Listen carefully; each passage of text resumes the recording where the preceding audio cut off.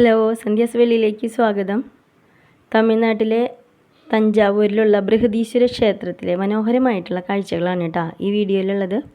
നമുക്ക് അകലെ നിന്ന് തന്നെ നമുക്ക് ആ ക്ഷേത്രത്തിൻ്റെ ഗോപുരം കാണാൻ പറ്റും കേട്ടോ. തഞ്ചാവൂരിൽ എവിടെ നിന്നാലും ഈ ക്ഷേത്രത്തിൻ്റെ ഗോപുരം കാണാമെന്നാണ് പറയണത്. അപ്പോൾ നമ്മൾ ക്ഷേത്രത്തിൽ കയറുന്നതിന് മുന്നായിട്ട് തൊട്ടടുത്തുള്ള ഒരു ഷോപ്പിൽ കയറിയിട്ടാ. ക്ഷേത്രം ഒരു 3 മണിക്ക് ആകുമ്പോഴാണ് എൻട്രൻസ് ഓപ്പൺ ആവുള്ളൂ എന്ന് പറഞ്ഞിരുന്നു. അപ്പോൾ ആ ഷോപ്പിൽ കണ്ട കാഴ്ചകളാണ് ഈ നിറയെയുള്ള ബൊമ്മകൾ, തലയാട്ടുന്ന ബൊമ്മകൾ. ഇവിടുത്തെ പ്രത്യേകമായിട്ടുള്ള പ്രധാന ആകർഷണം ഇതാണെന്നാണ് അവിടെ പറഞ്ഞത്. കുറേ അധികം രൂപത്തിലും ഭാവത്തിലൊക്കെയുള്ള ബൊമ്മകളാണ്. പഴയ രാജാക്കന്മാരുടെ രൂപത്തിലും നർത്തകരുടെ രൂപത്തിലൊക്കെയുള്ള നർത്തകിമാരുടെ രൂപത്തിലുള്ള, പിന്നെ ചാക്യാർകൂത്ത്, പിന്നെ കഥകളി, അങ്ങനെ കുറേ രൂപത്തിലുള്ള ബൊമ്മകൾ പല പെയിൻറ്റിലും പല ചെറുതും വലുതൊക്കെ ഉണ്ട്. കുറേ ബൊമ്മകളുണ്ട്. കാണേണ്ട ഒരു കാഴ്ചയാണ് കേട്ടോ. നല്ലൊരു രസമുള്ളൊരു കാഴ്ചയാണ്. ആ ഷോപ്പിൽ കുറേ അധികം കരകൗശല വസ്തുക്കളുണ്ട്. പിന്നെ കുറേ നല്ല നല്ല പെയിൻറ്റിങ്ങുകളുണ്ട് കേട്ടോ. നല്ല ജീവനുള്ള ചിത്രങ്ങൾ പോലെയുള്ള ചിത്രങ്ങളും ദൈവങ്ങളുടെ ചിത്രങ്ങളും ഒക്കെ അവിടെ സെയിലിനായിട്ട് വെച്ചിട്ടുണ്ട്. പിന്നെ കുറേ അധികം ആൾക്കാർ അവിടെ ഷോപ്പിൽ നോക്കുന്നുണ്ട്, വാങ്ങുന്നുണ്ട് ഒക്കെ ഉണ്ട്. അപ്പോൾ ബൊമ്മകൾക്കൊക്കെ അത്യാവശ്യം വിലകളുണ്ട് കേട്ടോ. പുറത്തു നിന്നുള്ള ഷോപ്പിൽ നിന്നുള്ള കാഴ്ചയാണ് ഈ കാണുന്നത്. നല്ല മനോഹരമായിട്ടുള്ള കാഴ്ചയാണ് കേട്ടോ. 500 രൂപ തൊട്ട് മുകളിലേക്കാണ് ഈ ബൊമ്മകളുടെ വില. അടുത്ത ഷോപ്പിൽ പോയപ്പോൾ അതിനേക്കാളും ഭംഗിയുള്ള ബൊമ്മകളാണ്. മരത്തിലും ഫൈബറിലും കളിമണ്ണിലൊക്കെ ഉണ്ട് ബൊമ്മകൾ. അപ്പോൾ ഈ ഷോപ്പിൽ കുറച്ചുകൂടി ഭംഗിയുള്ളതായിട്ട് നമുക്ക് തോന്നിയിട്ടാണ്. മെറ്റാലിക് പെയിൻ്റാണ് ഇതിനടിച്ചിരിക്കുന്നത്. അപ്പോൾ അത് കുറച്ചുകൂടി നല്ല തിളക്കമുണ്ട് കാണാനായിട്ട്. അപ്പോൾ അവിടെ നിന്ന് നമ്മളൊരു ചെറിയൊരു ബൊമ്മേനെ വാങ്ങിട്ടോ. 500 രൂപ വിലയുള്ള ഒരു ചെറിയൊരു ബൊമ്മ വാങ്ങി. അപ്പോൾ തഞ്ചാവൂർ വന്നിട്ട് അവിടുത്തെ മെയിനായിട്ടുള്ളൊരു സാധനം നമ്മൾ വാങ്ങണമല്ലോ. അപ്പോൾ അങ്ങനെ ഒരു കുഞ്ഞി ബൊമ്മ വാങ്ങി. പിന്നെ നമ്മൾ ക്ഷേത്രത്തിൻ്റെ മുറ്റത്തെത്തിയിട്ടോ. അപ്പോൾ വെയിൽ ശരിക്കും ചെറുതായിട്ടൊന്നും മങ്ങിയിട്ടുള്ളൂ.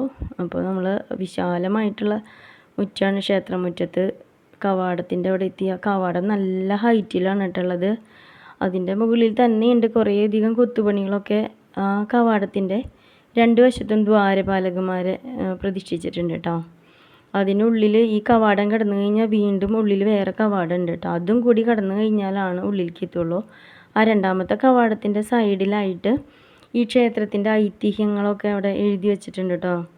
അപ്പോൾ നമുക്കത് വായിച്ച് മനസ്സിലാക്കാൻ പറ്റും കേട്ടോ. ഇവിടെ എഴുതി വെച്ചിട്ടുണ്ട് കുറേ കാര്യങ്ങൾ, ഈ ക്ഷേത്രത്തിൻ്റെ പറ്റിയിട്ടുള്ള കാര്യങ്ങളും ചരിത്ര സ്മാരകമായിട്ടുള്ള കുറേ കാര്യങ്ങളൊക്കെ എഴുതി വെച്ചിട്ടുണ്ട്. അത് കഴിഞ്ഞ് ഈ കവാടം കഴിഞ്ഞ് ഉള്ളിലേക്ക് കടക്കുമ്പോണ്ടല്ലോ വേറൊരു ലോകമാണ് കേട്ടോ. കാണേണ്ട കാഴ്ച തന്നെയാണ്. ഉള്ളിൽ ചെന്ന് കഴിഞ്ഞാൽ വലിയൊരു ഗ്രൗണ്ടാണ് നമ്മൾ കാണുന്നത്. അത്രയ്ക്കും വിശാലമായിട്ട് കിടക്കുന്ന ഒരു സ്ഥലമാണ്. ചുറ്റും നിറയെ തൂണുകളായിട്ടുള്ള വരാന്തകളും അതിനുള്ളിൽ ഇങ്ങനെ കുറേ കൽമണ്ഡപങ്ങളും ഒക്കെ കാണാൻ പറ്റും. ഈ കവാടത്തിൽ തന്നെ ഓരോ കവാടത്തിൻ്റെ മുകളിലും കുറേയധികം കൊത്തുപണികളാണ്. വാസ്തു ശില്പകലകളാണ് മുഴുവൻ ചെയ്തു വെച്ചിരിക്കുന്നത്. കുറേ അധികം ആൾക്കാർ അതിനുള്ളിലുണ്ട്. പക്ഷെ എത്ര തിരക്ക് വന്നാലും അവിടെ ഒരു തിരക്ക് നമ്മളതിൽ ബാധിക്കില്ല. അവിടെ അത്രയ്ക്കും വിശാലമായ സ്ഥലമാണ്. ഇത്രയും വലുതായിട്ടുള്ളൊരു അമ്പലം, ഒരു ക്ഷേത്രം ഞാൻ ഇതുവരെ കണ്ടിട്ടില്ല. ആദ്യമായിട്ടാണ് കാണുന്നത്. തഞ്ചാവൂർ ക്ഷേത്രത്തെ പറ്റിയിട്ട് കുറേയധികം നമ്മൾ വായിച്ചിട്ടൊക്കെ ഉണ്ട്. പക്ഷേ ഇപ്പോഴാണ് നേരിൽ കാണുന്നത്. ഒരു ഭാഗ്യം തന്നെയാണിത് നേരിൽ കാണാൻ പറ്റണത്. ഒരിക്കലെങ്കിലും നമ്മൾ കാണേണ്ട ഒരു കാഴ്ചയാണ് കേട്ടോ. അപ്പോൾ അതിൻ്റെ നടുവിലായിട്ട് ആ പടിക്കെട്ടുകൾ കയറി മുകളിലേക്ക് ചെല്ലുകയാണ്. അപ്പോൾ അവിടെയാണ് ശരിക്കും നമ്മുടെ ഉള്ളിലേക്ക് കിടക്കാനുള്ള പ്രതിഷ്ഠയും കാര്യങ്ങളൊക്കെ ഉള്ളത് കേട്ടോ. വലിയൊരു കൊടിമരം ഉണ്ട്. അതിൻ്റെ അടുത്തായിട്ട് നേരെയായിട്ടാണ് നന്ദിയുടെ വലിയൊരു പ്രതിമയുണ്ട് കേട്ടോ. 13 അടി ഉയരം ഉണ്ടെന്നാണ് പറയുന്നത് ആ നന്ദി പ്രതിമയ്ക്ക്. നന്ദി പ്രതിമയുടെ ചെവിയിൽ നമ്മൾ എന്തൊരു കാര്യം നമ്മൾ പറഞ്ഞു കഴിഞ്ഞാൽ അത് സാധിക്കുന്നതാണല്ലോ പറയുക. അതിൻ്റെ ഓപ്പോസിറ്റായിട്ടാണ് ഈ പ്രതിഷ്ഠ. ശിവലിംഗമാണ് കേട്ടോ ഇവിടുത്തെ പ്രതിഷ്ഠ. അത്രയും ഉയരത്തിലുള്ളൊരു ശിവലിംഗമാണ് ഇവിടുത്തെ പ്രതിഷ്ഠ വരുന്നത്. അതിൻ്റെ സൈഡിലായിട്ട് കുറച്ച് കൽമണ്ഡപങ്ങളുണ്ട്. പിന്നെ വലിയ തൂണുകളും കരിങ്കല്ല് കൊണ്ടാണ് മുഴുവൻ നിർമ്മിച്ചിട്ടുള്ളത്. അപ്പോൾ വലിയൊരു വാസ്തുശില്പകല തന്നെയാണ്. പണ്ടത്തെ രാജാക്കന്മാരുടെ ഒരു കലാവിരുത് എന്ന് പറയുമ്പോൾ എന്താ പറയുക, നമുക്കത് വിശ്വസിക്കാൻ പറ്റില്ല. ഇന്നത്തെ കാലത്തെ നിർമ്മിതിയേക്കാളൊക്കെ വളരെ മനോഹരമാണ്. അതിൻ്റെ നടുവിലായിട്ട് നല്ലൊരു ലാൻഡ്സ്കേപ്പ് ഉണ്ട് കേട്ടോ. ഇതിൻ്റെയൊക്കെ നടുവിലായിട്ട് അത്രയധികം സ്ഥലമുണ്ട്, അതാണ്. പിന്നെ വേറെ ഉപപ്രതിഷ്ഠകൾ പോലെയൊക്കെ സൈഡിലൊക്കെ വേറെ പ്രതിഷ്ഠകളും ഉണ്ട്. മെയിനായിട്ടുള്ള അവിടുത്തെ പ്രതിഷ്ഠ ശിവലിംഗമാണ്. രാജരാജ ചോളൻ ഒന്നാമനാണ് ഈ ക്ഷേത്രം നിർമ്മിച്ചിരിക്കുന്നത്. അരുൾമൊഴിവർമ്മൻ എന്നാണ് ആ ചക്രവർത്തിയുടെ പേര്. 1010 ഇത് പൂർത്തീകരിച്ചത്. അങ്ങനെ നമ്മൾ ഉള്ളിലേക്ക് തൊഴാനായിട്ട് കയറി ആ നടയിൽ നിന്നുള്ള കാഴ്ചയാണ് കേട്ടോ കാണുന്നത്. അങ്ങനെ അവിടെ നിന്ന് നമ്മൾ തൊഴുതിറങ്ങി. നല്ല തിരക്കായിരുന്നു.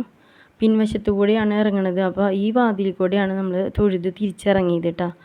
ആ ബാക്ക് വശമാണ് ഈ കാണുന്നത്, ആ ഗോപുരത്തിൻ്റെ. അതിനുമുള്ള ചിത്രപ്പണികൾ കണ്ടോ, കൊത്തുപണികൾ, ഭരതനാട്യത്തിൻ്റെ കർണങ്ങളൊക്കെ ഇതിൽ കൊത്തി വെച്ചിട്ടുണ്ടെന്ന് പറയുന്നുണ്ട്. അതിൻ്റെ എല്ലാ ഭാഗത്തും ശരിക്കും പറഞ്ഞാൽ നമുക്ക് എത്താൻ തന്നെ പറ്റിയിട്ടില്ല. അത്രയ്ക്കും വലിയൊരു സ്ഥലമാണ്. കുറേ അധികം ഗോപുരങ്ങളും പിന്നെ കുറേ കൽമണ്ഡപങ്ങളും ഒക്കെ ആയിട്ട് വലിയ വലിയ തൂണുകളൊക്കെയാണ്. നല്ലൊരു പീസ്ഫുള്ളായിട്ടുള്ളൊരു അന്തരീക്ഷമാണ് കേട്ടോ അതിൻ്റെ ഉള്ളിൽ. കുറേ നേരം നമുക്ക് അവിടെ സ്പെൻഡ് ചെയ്യാൻ തോന്നും. ആ നടുവിലുള്ള ലാൻഡ്സ്കേപ്പിൽ ആൾക്കാരൊക്കെ കുറേ അധികം ഇരിക്കുന്നുണ്ട്, വിശ്രമിക്കുന്നുണ്ട്, ഒക്കെ ഉണ്ട്. കുറേ സ്ഥലത്തു നിന്ന് ആൾക്കാർ വന്നിട്ടുണ്ട്. വിദേശികളൊക്കെ അവിടെ കുറേ പേര് വന്നിട്ടുണ്ടായിരുന്നു. അപ്പോൾ വളരെ നമ്മുടെ യുനെസ്കോയുടെ ചരിത്ര സ്മാരകങ്ങളായിട്ടുള്ള പൈതൃക ക്ഷേത്രങ്ങളിൽ ഇടം പിടിച്ചിട്ടുള്ളൊരു ക്ഷേത്രമാണിത്. പിന്നെ ആർക്കിയോളജിക്കൽ വകുപ്പിൻ്റെ കീഴിലാണിതെന്നുണ്ടെങ്കിലും ഇവിടെ എല്ലാ ദിവസവും പൂജകളും നടക്കുന്നുണ്ട്. അങ്ങനെ കുറേ പ്രത്യേകതകളുണ്ട് ഇതിന്. കുറേ ഇവിടെ ഒരു ചെറിയൊരു പ്രതിഷ്ഠയുണ്ട് കേട്ടോ, ഒരു മരം തറയ്ക്കായിട്ട്. അവിടെ എന്തോ പൂജ നടക്കുന്നുണ്ട്.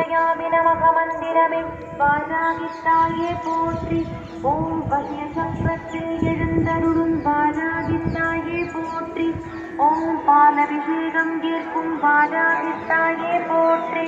ஓம் இளநீர் அபிஷேகம் கேட்கும் பாராதித்தாயே போற்றி. ஓம் பஞ்சாமிர்த அபிஷேகம் கேட்கும் பாராதித்தாயே போற்றி. ஓம் சந்த നമുക്കവിടെ നിന്ന് ഒരു ചെറിയൊരു മുല്ലമാലയാണ് കേട്ടോ പ്രസാദമായിട്ട് കിട്ടിയത്. പൂക്കളും വലിയ മാലകളും ഒക്കെ അവിടെ പ്രസാദമായിട്ട് കൊടുക്കുന്നുണ്ട്. അങ്ങനെ ആ സൈഡിൽ കാണുന്നതൊക്കെ വലിയ വരാന്തയുള്ള തൂണുകളുള്ള വലിയ വരാന്തയാണ് കേട്ടോ. 400 തൂണുകളുണ്ടെന്നാണ് പറയണത് ഇതിനുള്ളിൽ. ആ വലിയ ഗോപുരം കണ്ടോ, 66 അടി ഉയരമുള്ള ആ ഗോപുരത്തിൻ്റെ മുകളിൽ 81 ടൺ ഭാരമുള്ള ആ മകുടമാണ് ഇരിക്കണമെന്നാണ് പറയണത്. എങ്ങനെയാണ് ആ മകുടം അതിൻ്റെ മുകളിലേക്ക് എത്തിച്ചതെന്ന് അത് വലിയൊരു അത്ഭുതം തന്നെയാണ്. ഇന്നത്തെ കാലത്തെ പോലെയുള്ള ഗതാഗതങ്ങളോ മിഷനറീസോ ഒന്നും ഇല്ലാതിരുന്നൊരു കാലത്ത് പണ്ടത്തെ രാജാക്കന്മാർ എങ്ങനെയാണ് ഇതൊക്കെ നിർമ്മിച്ചതെന്നുള്ളത് വലിയൊരു അത്ഭുതമായിട്ട് തന്നെ നിലകൊള്ളുന്ന ഒരു കാര്യമാണ് കേട്ടോ. ചില കാര്യങ്ങൾ നമ്മൾക്ക് ആലോചിച്ച് കഴിഞ്ഞാൽ നമ്മുടെ അറിവിനേക്കാളൊക്കെ അപ്പുറത്താണ്.